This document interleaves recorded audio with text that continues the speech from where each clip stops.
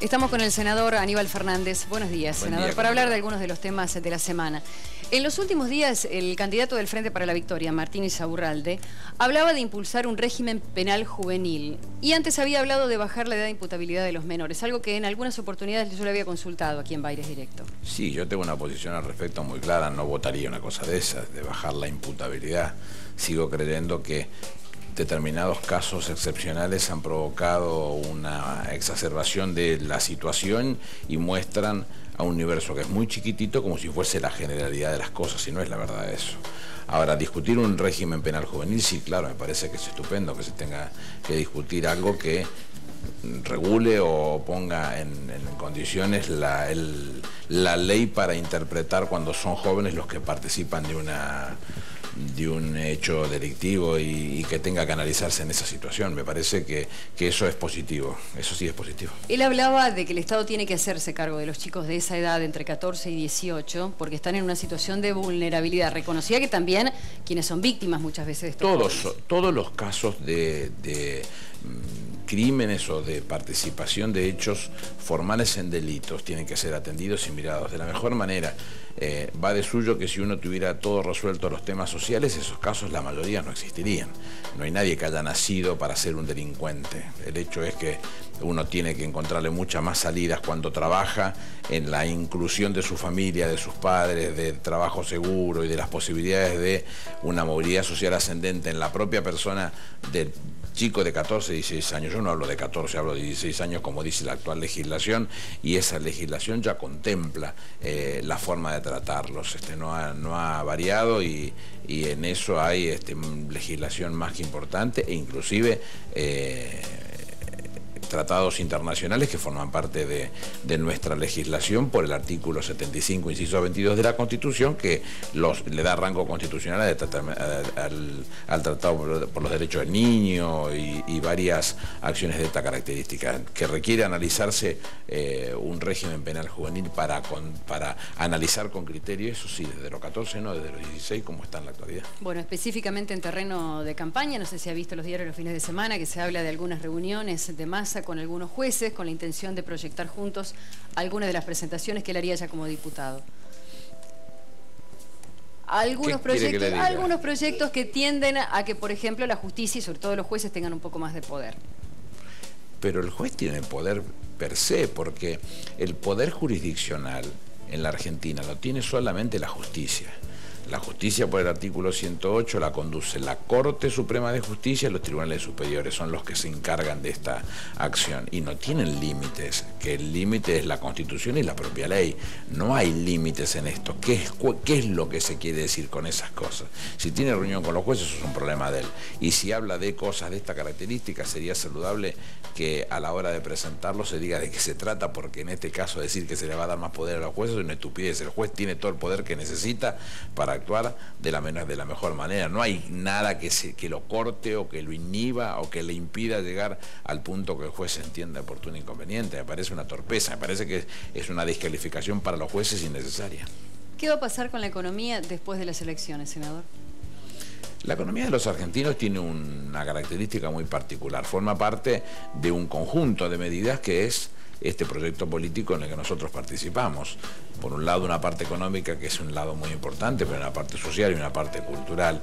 Dentro del marco de esa economía se han privilegiado algunas acciones que son las que nosotros reivindicamos y sostenemos y defendemos de la mejor manera, porque creemos que hacen a la esencia de estas cosas.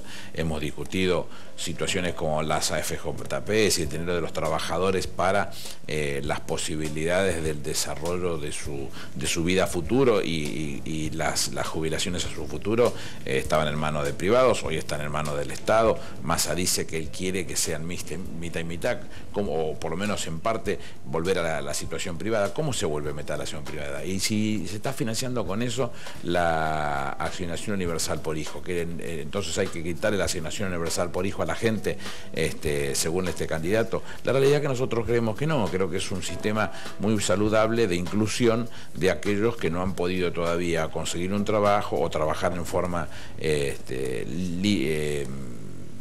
blanca, digamos, reconocida por el trabajador, y que le garantice los ingresos necesarios para poder funcionar un hogar en las condiciones más mínimas indispensables. Como eso le puedo mostrar varias situaciones: la generación de empleo, la motivación de la ley de movilidad jubilatoria, el crecimiento del Fondo Solidario de las AFJP, que eran 80.200 millones cuando se pasó al Estado y hoy son 200.000 millones. Las jubilaciones no se pagan con este stock, se pagan con el flujo que va generando todos los meses el movimiento del trabajo del resto de los trabajadores, con lo cual estamos en una situación donde los puntos que la economía ha generado requieren ser sostenidos. Lo mismo que en el caso del desarrollo de nuevas empresas, de industria.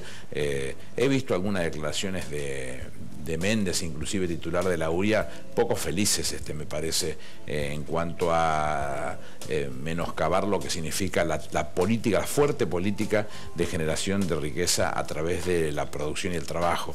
Me parece que no es saludable esa posición. Bueno, a lo mejor será porque tiene su compañero de Mendiguren en la lista de Massa, que poco tiene que ver con los trabajadores, ¿no? Cuando él vendió con Iglio no se puso a pensar mucho en sus trabajadores, resolvió su situación y nada más. Entonces no le creo yo esas cosas a esta gente que supuestamente son los grandes defensores de los trabajadores, ¿no? Y por último, en el Congreso, una semana clave, senador, finalmente ganancias se convierte en ley.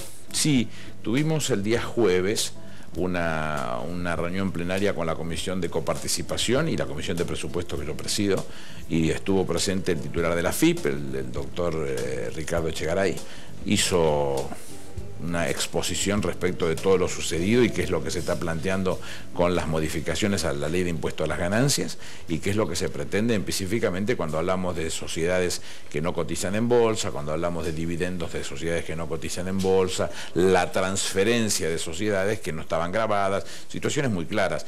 En algunos casos, y todas estas modificaciones que la oposición, que se opone por oponerse en sí mismo, una cosa de libro cuando estamos muy cerquita de las elecciones, la transforma en un hecho de discusión sin sentido, pero buscando poner el mínimo no imponible como si fuese una cosa automática, y eso tiene que ver con las posibilidades que el Estado realmente tenga para financiar una situación de esa característica.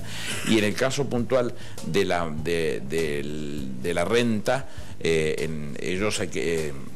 surgió esto de las discusiones que la presidenta motivó con banqueros y con industriales y con trabajadores, y algunos insistían sobre la vocación de que se grabara también el plazo fijo, temas que hemos hablado con usted muchas veces y que siempre le he dicho no tiene ningún sentido. Bueno, tan cierto es así que el gobierno volvió a ratificar que no tiene sentido, porque de ahí sale, de ese ahorro, del ahorro literalmente de los argentinos, salen los préstamos a la producción, que en definitiva van consiguiendo posibilidades. Eso sería muy simple de apreciar, que si uno grabara el plazo fijo, ese dinero de a poquito se iría yendo hacia otro lugar, no sé cuál, ni tampoco soy motivador ni quiero hacer la apología de cualquier otra forma de utilización, santa o no santa, de sus dineros, y lo que se pretende en este caso es que el plazo fijo siga estando en el banco y reconocido de la forma en que tiene que estar reconocido. Pero bueno, como nuestro reglamento dice que tenemos que tener una semana de dictamen, el jueves fue el dictamen que firmamos en las dos comisiones, este jueves estamos entrando al recinto a debatirlo y seguramente sacaremos la sanción definitiva para su promulgación en el transcurso de la semana. Gracias, senador. Gracias a usted.